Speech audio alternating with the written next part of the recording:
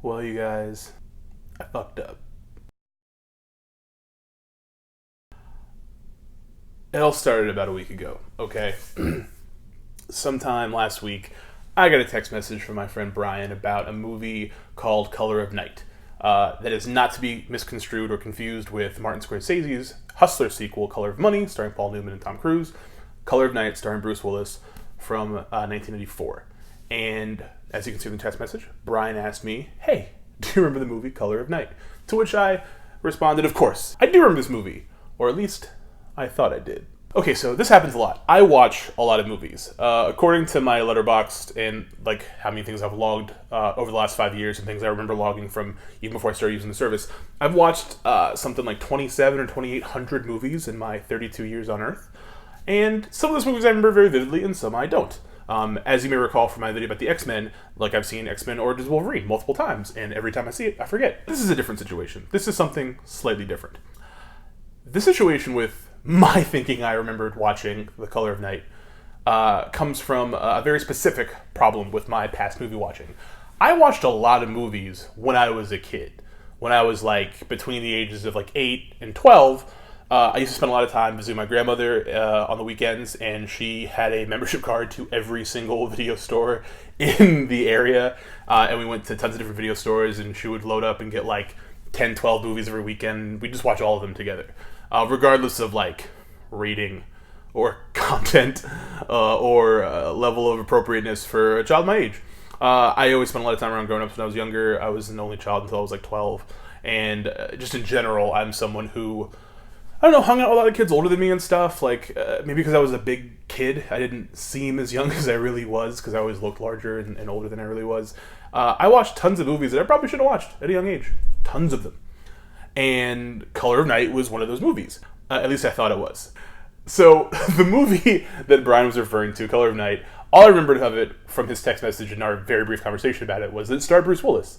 And I was like, oh yeah, I totally watched the movie when I was a kid. It was so weird. What a strange movie. And I had these like vague recollections of like Bruce Willis being obsessed with like sugar and having a really ugly facial hair. And I was like, yeah, what a weird movie. I should rewatch that. I haven't watched it in a long time. One of my favorite habits, of course, is that there's a movie I haven't seen in like 10 or 15 years and I don't remember very well, is watching it again as though it's a new watch. It's like a fun thing to do, to watch it through new eyes, older eyes that have seen more films and experienced more things. So, I fired up the internet machine and located a copy of Color of Night, and I decided to watch it, and I had a very interesting experience. That experience being that my memories of the movie didn't line up at all with what the movie really is. For instance, I started the film, and I made it in about 2 or 3 scenes, and I was like, that's weird. I haven't seen Demi Moore yet. It's also weird that Bruce Willis looks different than I remember him looking. I mean, but that's, Bruce Willis looks different in lots of movies, right? He has varying levels of baldness, various levels of giving a shit. He's a versatile performer. Then I made it to like the half-hour mark, and I realized that the movie that I thought Color of Night was is actually not the 1994 film Color of Night starring Bruce Willis, but is the 1991 film Mortal Thoughts, also starring Bruce Willis. These movies are nothing alike. Like, they're not even remotely similar, except that they're both from when I was a kid, and Bruce Willis is in both of them. That's actually it. Those are the only 2 similarities between Color of Night and Mortal Thoughts. That's it. Those are the only things tethering these 2 films together. That and the fact that I thought I saw one of them when I was like 9. So, I watched Color of Night in its entirety, a brand new thing that I'd never seen before, and realized that this is a very unique and strange film, and it's really odd to me that more people haven't watched it, and that even fewer people talk about it. In the time since I first watched this film, rewatched it, watched it for the first time, what have you, I've talked to a few friends about it, and some of them remember this movie, so I'm not crazy.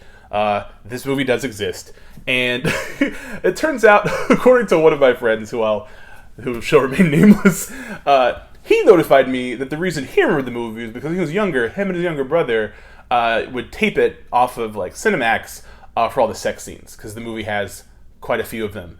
And they're all admittedly very hot. But the movie itself is a very fascinating piece of cinema. Before we get to Color of Night, though, I want to talk about Mortal Thoughts very briefly, because I did watch that very recently, just to try to, like, separate the two in my mind. And I have no idea, one, how I remember Mortal Thoughts as vividly as I did, and two, why it even exists. It's literally just, like, 2 hours of Demi Moore talking to Harvey Keitel while he eats donuts about her friend murdering her husband, and Bruce Willis is in it for, like, 20 minutes as, like, the biggest piece of shit he's ever played. He's just, like, such a jerk, but he's so charismatic in his jerkiness that he's like this force of nature. He just goes through every frame being a piece of shit, but you can't take your eyes off of him. We already talked about this and you know that. You get this taken care of. Something no one wanted to talk about. You used to be such a happy-go-lucky guy. Well, I'm very happy-go-lucky. Yes, do. We're partying, baby. I'm gonna kill him one of these days, so help me God. And the minute he leaves the movie, for reasons, the rest of the movie is just like insufferable without him.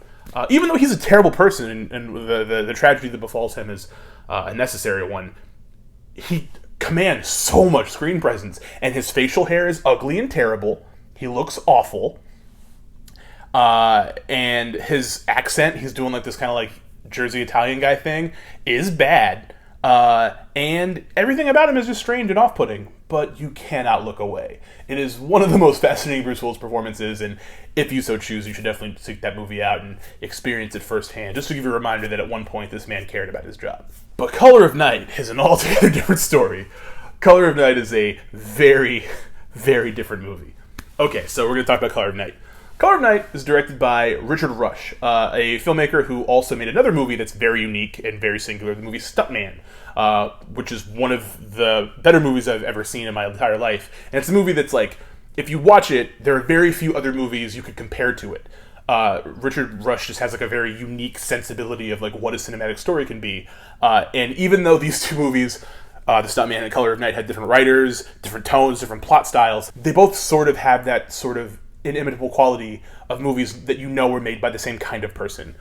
Interestingly enough, Mortal Thoughts, directed by Alan Rudolph, also shares a lot of credits with movies I watched when I was too young, like Choose Me, and other films like that all have a similar like milieu. Anyway, Color of Night. Bruce Willis stars in this film as a therapist who is, right off the bat, a movie where Bruce Willis is someone you're supposed to trust with your innermost secrets and thoughts. Good job. Bruce Willis is a therapist who is okay at his job, but he's kind of a snarky asshole. He has a patient he gets kind of sick of, and he talks back to her a little bit too much in the opening sequence, so she jumps out of a window from his office and plummets to her death. That's the opening of the movie. And her revenge suicide at her shitty therapist is so grisly, and there's just so much blood, as there would be if a human leapt out of a building, that Bruce Willis is psychosomatically colorblind afterwards. After this thing happens to him, he can no longer see the color red. Now, right off the bat, I'm getting heavy Vertigo vibes. I'm thinking this is going to be kind of Hitchcockian. We got a therapist, a lady dies, he can't see the color red, he goes out west to spend time with his fellow therapist Scott Bakula, and I'm thinking, this guy's going to get set up. It's probably going to end in Bell Tower at some point. I'm with it. It's not the direction this movie goes. Every time you think this movie's going to go in a normal person's direction, it gets that fork in the road and just says, fucking go somewhere else. Instead, the movie introduces you to Scott Bakula's group therapy session that he runs once a week with several very strange, colorful characters. There's Lance Henriksen as a former cop whose wife and daughter died. There's Kevin J. O'Connor from the Mummy movies, who is like an eccentric rich kid artist who's an asshole. And then you've got Leslie Ann Warren from Clue, who is like a divorced nymphomaniac. Who else am I forgetting? Oh, and then there's just like a boy, like just a young boy, who is very obviously a female cis actress in really shitty makeup. And it implies that this is like a young trans teenager, but this is 1994, so like the language just isn't there. In terms of being like vaguely transphobic and offensive, it's nowhere near like 80s De Palma, but it's in a weird space that doesn't make a whole lot of sense. And you'll understand why as I continue to explain the plot. It's this little group of people, and every week they meet up with Scott Bakula, and he helps them talk through their problems. and he introduces Bruce Willis to the group so he can learn about them and such, and they're all funny and everyone's interesting and weird, and there's like a very granular way characterization is done in this movie, where even though these people are essentially caricatures, they all feel very lived in, partially because the cast is just so good. Oh, I'm forgetting one of the cast members is Brad Dourif as a lawyer with OCD. So right off the bat, right, that's insane. And you're thinking, okay, I'm assuming maybe this is going to turn into like a group therapy movie, and Bruce Willis has to join this group to get over his issues with being colorblind and being a shitty doctor, and his friend Scott Bakula's going to help him work through it. That doesn't happen either. Scott Bakula thinks that someone in his group therapy session is trying to murder him, and he wants Bruce Willis, who's such a smart person and so good at saying the right things at the right time, he wants him to help him figure out who's trying to kill him. Bruce Willis is an idiot, so he doesn't do that. And then someone kills Scott Bakula, and he dies. Grizzly style. So now, everyone who's a suspect is in the group therapy, plus Bruce Willis, because, he just shows up in town, his best friend dies, that's weird. And the detective in this movie is played by Ruben Blades, who is, a really good singer and a good actor and all these great things, and he is amazing in this movie. I've never got my hands on the physical script for The Color of Night, but I am reasonably certain that every time the detective character Ruben Blades plays has dialogue, there's just a blank space, and they just tell him to riff. Because every scene he has a completely different vibrational energy to every other scene in the movie. He's just like this uniquely weird, sharp, charming detective who doesn't even seem like he really gives a shit about ever catching the murderer. He just gives Bruce Willis shit, and gives everybody else shit, and half the time you meet him, he's like at a party or something. He's special. So that's the core plot, is Bruce Willis is going to take over his dead best friend's group therapy, and he's going to use managing the group therapy week to week to better understand the suspects so he can figure out who killed his best friend. That would be a good movie. That would be a cool concept for a movie, like a whodunit, with a disgraced therapist trying to avenge his best friend's name. But that's not where it goes either. It's not that either. Instead, Bruce Willis falls in love with this random woman he meets in a car accident, played by the young Jane March, who isn't in anything else that I can think of, ever. I looked at her filmography. I've never seen her in a movie otherwise, but she's fantastic in this. It's a really great part for her. Kind of. We'll get into that. And she starts seeing Bruce Willis. They start hanging out. It's hot and heavy. They bone a lot. There's a lot of pretty hot sex scenes and stuff. But a half hour into the movie, it's pretty obvious that Jane March's character is definitely the boy in their group therapy and makeup. That's 100% obvious. That's clearly who this is. It's clearly her. That's if you've watched a movie that has twists, that's what it is. This isn't a twist that's the clever people in the audience are going to figure it out first. No, anyone with eyes is going to figure this out first, okay? So, it's not enough that they just hit you in the face with that. This isn't telegraphing. This is semaphore, okay? It's very clear that is what's going on. She probably, someone close to her, killed Scott Bakula. But the movie's a little over 2 hours, so we have more things to go through. Instead of doing that, the movie just sort of meanders from point to point, where Bruce Willis continues running the group, and we actually learn more about the group, and then we don't learn very much about the Jane March character, but we get closer to her. Ruben Blades shows up and is like, do you have anything for me? We're going to solve this case. And Bruce Willis is like, I'm working on it. He's not working on it. They don't fucking find anything. But you start to find out more about the other people in the group, particularly Leslie Ann Warren's character, who you discover is also seeing someone on the side. And it's the Jane March character. It's just her with a wig. It's a different version of her. And then, of course, you start to figure out that everyone in this group is also dating the Jane March character. Someone they spend over an hour with once a week, every week, and have for a very long time. They don't recognize her. They can't... the makeup job is very bad. It is not hidden well. Each of these people falls in love with her, including Bruce Willis, and none of them is aware she's in the fucking room every day. Ever. It's a movie that asks quite a lot of the viewer. Quite a lot. But... It's not enough. It's not enough that, you got all this stuff going on. You also have to meet her older brother, who, has been making her live like this because they were both, traumatized by, a therapist who was, really bad to them and abused them. And then when their younger brother died, he made her, the older sister, pretend to be the younger brother, and he abuses her. And it's just this, weird melange of just terrible, awful, gross, tragic stuff. but it's treated so cavalierly because it's all explained very quickly near the end of the film, like very quickly. It's sort of the opposite of, you know, that great scene in Psycho where like Psycho could end, but instead there's 10 more minutes explaining Tony Perkins' like psychosis. Like, you have to understand why Norman Bates is the way he is because it's the 50s and this isn't like a normal thing. People weren't into true crime podcasts, so they would understand why Norman Bates was dressed up like that, killing a lady in the shower. This is like that, but in reverse, where it's just 30 seconds to go, oh, by the way, here's why this has happened. Here's why the last 2 hours of weird movie you've experienced went exactly the way they did. It is infuriating. So then, you know, Bruce Willis is like in love with her. There's a scene where you find Jane March explaining all this stuff about herself while she's like nailed like Jesus to like a woodshop bench in like an abandoned 90s factory thing. Basically, they figure out her brother's the killer. They kill the brother. Happily ever after, kinda.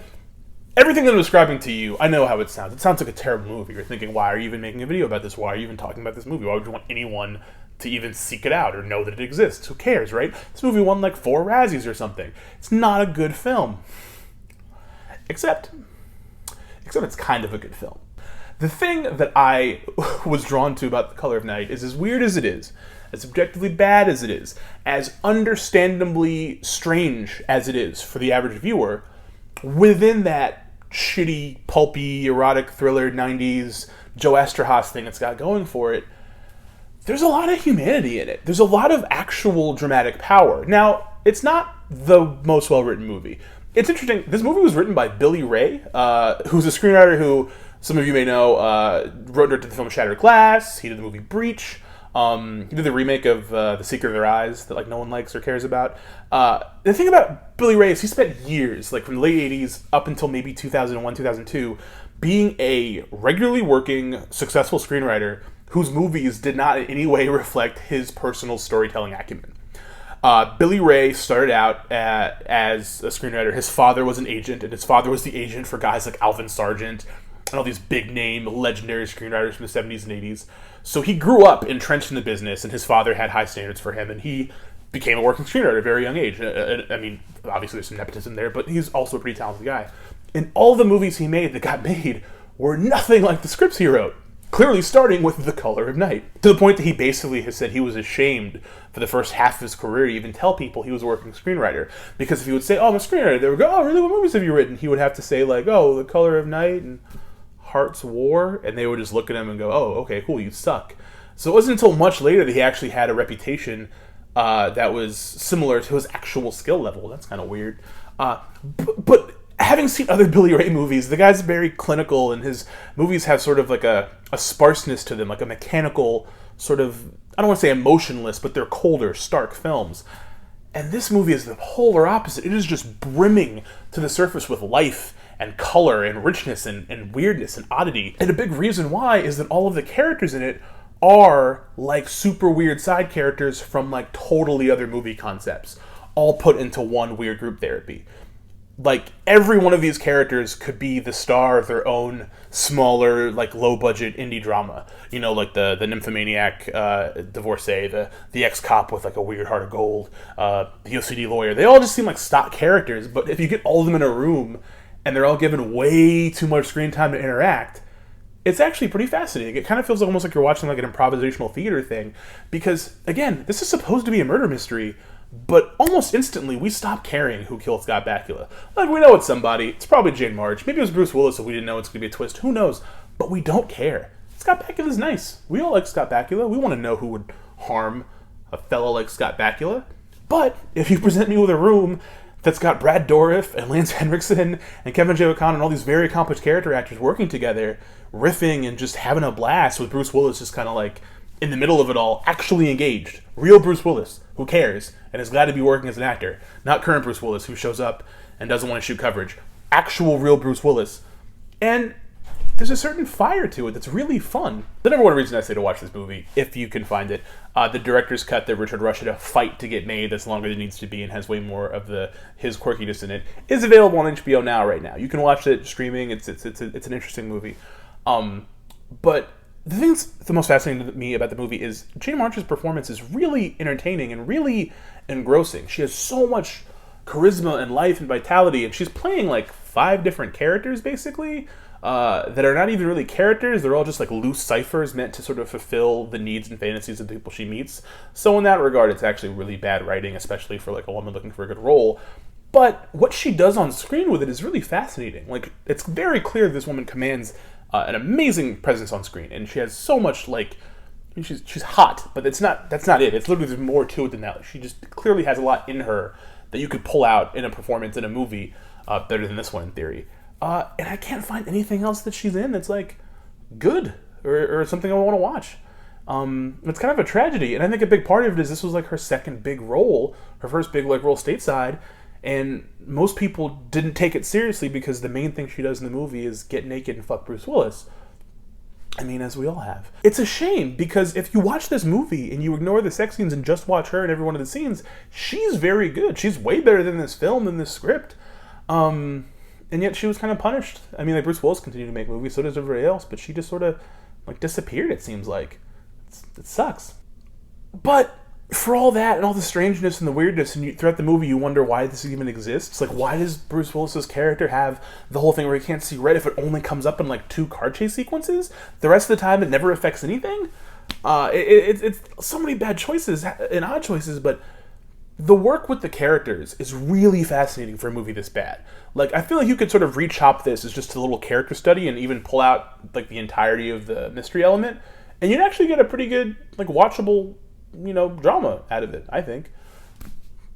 I don't know, the entire thing just made me think about reanalyzing things and giving things second chances. You know, I watched so many movies in my life, and there's so many films that I only remember from vague recollections, or in this case, completely incorrectly, and then you go back and watch it, you know, however many years later, and they're different. I think they're fascinating. There's something there that you should be able to kind of unpack and pick apart and stuff. It's interesting that so much of Bruce Willis's, like, prime in his career was spent making movies that are just, like, not on his level of talent at all.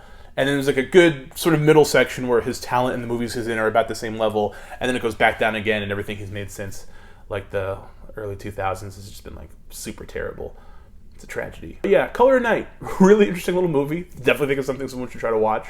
And if you want to watch just 2 hours of Demi Moore talking like someone from Jersey Shore, you should check out Mortal Thoughts too, and you too can watch Harvey Keitel eat powdered donuts and watch Bruce Willis beg for someone to murder him because he's such a piece of shit. Those are options. Yeah, so that's it. This is a weird thing that happened to me, and I kind of wanted to talk about it and experience and own up to the fact that I was wrong and lied to my friend about a movie that I thought I'd seen and I hadn't. So yeah, thank you guys for watching. Thanks for sticking through the corny clickbait thumbnail, and check out Color of Money. It's a weird fucking movie. Hey, and you know what? If you like this video, give it a thumbs up. If you haven't subbed yet, please subscribe. Hit the little bell icon so you get notifications when I put out new videos. And, you know, if you can think of any recent things where you yourself have been wrong about a movie you thought you saw and didn't see, or 2 movies you always get conflated together, that type of thing, talk about it in the comments. You know, I always love hearing about people who get movies mixed up, or you know, someone who pretends they saw a movie so they can get along in the conversation and stuff like that. Those are very funny things that I think happen to diehard movie nerds quite a bit, so I think they're interesting. Yeah, that's it. If you haven't subscribed yet, please subscribe, and have a great weekend, guys. Thanks for watching. Bye.